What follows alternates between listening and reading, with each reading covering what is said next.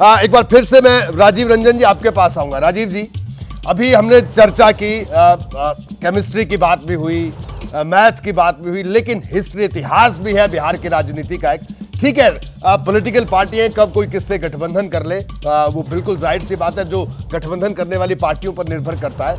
लेकिन बिहार में पिछले 19 से लेकर अगर 24 के बीच का जो कालखंड रहा, जो बड़े राजनीतिक जो घटनाक्रम हो, उसके बाद जो ताजा स्थिति है, बार बार इंडिया गठबंधन की अगर बात करें, इंडिया गठबंधन को लेकर चर्चा हुई कि नीतीश जी को बनाया जाएगा कोऑर्डिनेटर या प्रधानमंत्री पद का प्रत्याशी उनको घोषित किया जाएगा, तो ये कुछ भी नहीं हुआ।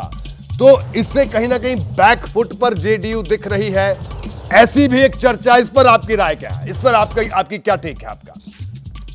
मैं आपको इसका जवाब दो हिस्से में दूंगा।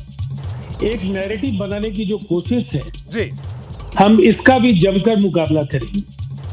भारतीय जनता पार्टी को केवल हमसे नहीं लड़ना, भारतीय जनता पार्टी को अपने अंदर जिन लोगों का वो वीआरएस प्लान कर रहे हैं, कद्दावर नेताओं का वीआरएस प्लान कर रहे हैं, एक बड़ी बात है पूरे देश में, उनके भी साथ उन्हें निपटना होगा। और हमारी चुनौती बहुत बड़ी है। अपुष्ट और जो भ्रामक खबरों के आधार पर इंडिया गठबंधन के अंदर गांठें ढूंढने का काम जो लोग भी कर रहे हो, उन्हें ये जरूर मानना होगा कि नीतीश कुमार जी ने न प्रधानमंत्री पद के लिए अपनी दावेदारी कभी की, न कभी अपनी आकांक्षा जाहिर की, और संयोजक पद को लेकर के उनके अनेक बयान आ गए। इसीलिए ये सवाल बार बार पूछा जाना, इसका कोई औचित्य नहीं है। नहीं तो हम लोग बार बार कहेंगे कि नितिन गडकरी जी, योगी आदित्यनाथ जी, राजनाथ सिंह जी, शिवराज सिंह चौहान जी, रमन सिंह जी, आपके वसुंधरा राजे सिंधिया जी, ये जो एक बड़ी संगठित चुनौती का सामना इन्हें करना पड़ेगा, उसका मुकाबला क्या वो कर पाएंगे? और इसके कुछ न कुछ जो निष्कर्ष है वो महाराष्ट्र में नागपुर के जो स्थानीय चुनाव हुए हैं, महाराष्ट्र के जो विधान परिषद के चुनाव जी राजीव जी, इस भीतरघात को लेकर काफी चर्चा हो रही है। इसलिए मीडिया को अब ये सवाल पूछना चाहिए कि सब कुछ वैसा दिखता है, वैसा ही है या कुछ और भी है। ठीक है, लेकिन राजीव जी जी, अब मैं इस पर अजय मैं खत्म कर रहा हूं जी।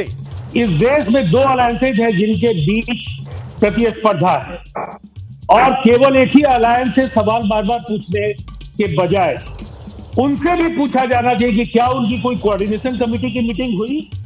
उनके अगर गठबंधन की जरूरत नहीं है तो फिर ये 36 दलों का गठबंधन क्यों हुआ? क्यों नहीं कोई कॉमन मिनिमम प्रोग्राम बना? क्यों नहीं उनका कोई कोऑर्डिनेटर हुआ, कोई कन्वेनर क्यों नहीं हुआ, कोई हेडक्वार्टर क्यों नहीं बना? देखिए, ये सवाल दुतरफा पूछा जाना चाहिए। बिल्कुल, दोनों अलायंसेज जनता के प्रति जवाब दे। ठीक है राजीव जी, बिल्कुल दो तरफा सवाल पूछेंगे। अजय आलोक साहब, देखिए तमाम बातें यहां पर कही राजीव रंजन जी ने,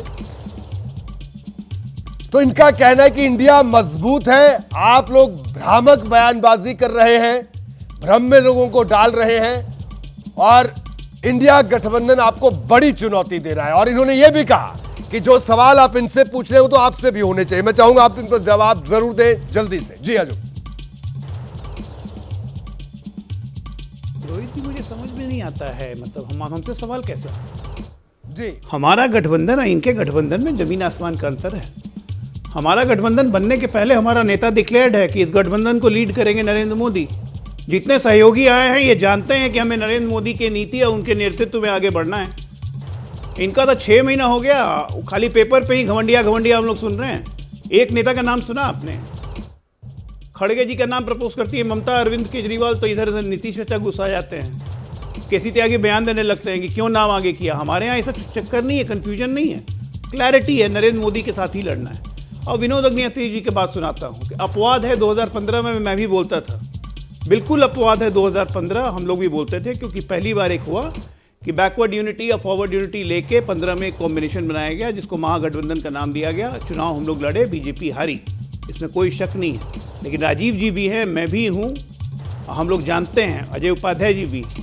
गठबंधन टूटा क्यों 17 में? क्योंकि जब जेडीयू को रियलाइज हुआ कि उसको वोटर बिना बुलाए हुए बीजेपी की तरफ जा रहे हैं, अगर हम आरजेडी के साथ चले तो।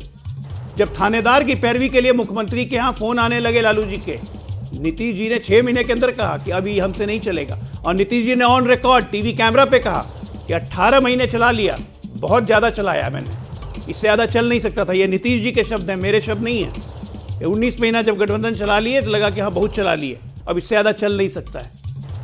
ठीक है ना, तो ये केमिस्ट्री बार बार नहीं बनती है। घाट की हांडी एक ही बार चढ़ती है, बार बार नहीं चढ़ती है। तो ये प्रूवन ट्रैक रिकॉर्ड है।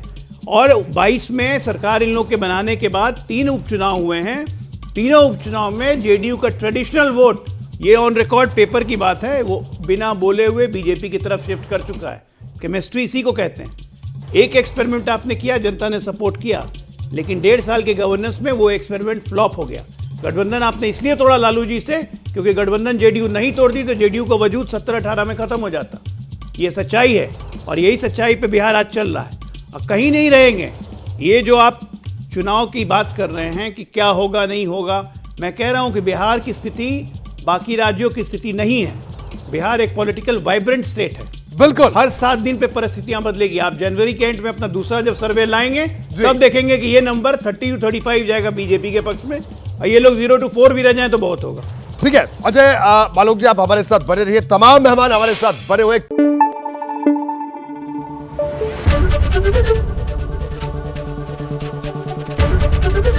एबीपी न्यूज आपको रखे आगे।